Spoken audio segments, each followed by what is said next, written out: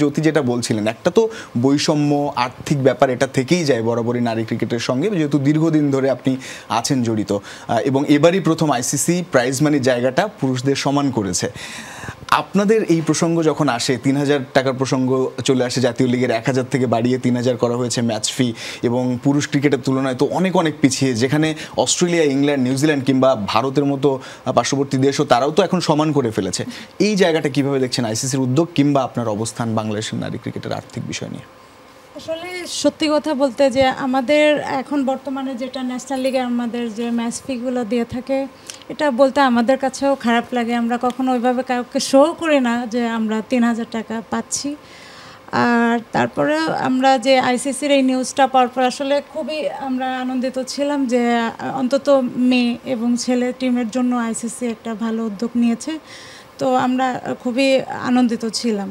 তো আমাদের বোর্ডও চেষ্টা করছে যে আমাদের কিভাবে ডেভেলপ করা যায়।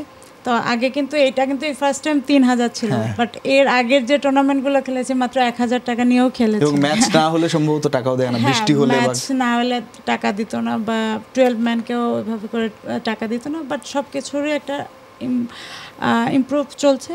তো আমার মনে হয় যে নেক্সট হয়তো আমাদের প্রেসিডেন্ট স্যার বলেছে যে এদের এই ম্যাচ ফিগুলো যেন আরও বাড়ায় দেওয়া হয়। মানে slowly but surely we are getting better. Rumana আপা, আমি একটু জানতে চাই যে আজকের যে ছবিটা আমরা দেখছিলাম, রঞ্জন বলছিলেন যে হয়তো বা আপনাকেও এইখানে দেখা যেত, হয়তো বা আপনিও আজ যেতে পারতেন দলের সাথে।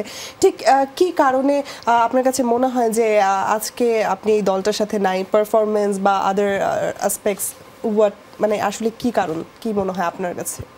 না, এটা অবশ্যই আমার জন্য ডিসঅ্যাপয়েন্টেড যে আমি আমার ইচ্ছা বলবো না, মানে আমার ওখানে থাকার কথা ছিল, বাট আমি আজকে আপনাদের সাথে কথা বলছি।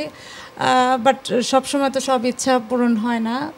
আমি এক্স্যাক্ট জানি না যে কারণটা কোন কারণে আমি টিমের বাইরে, বাট আমি যে পারফর্ম করার কথা ছিল, নিজেকে শো করার কথা ছিল, বাট আমি নিজেকে শো করার চেষ্টা করেছি।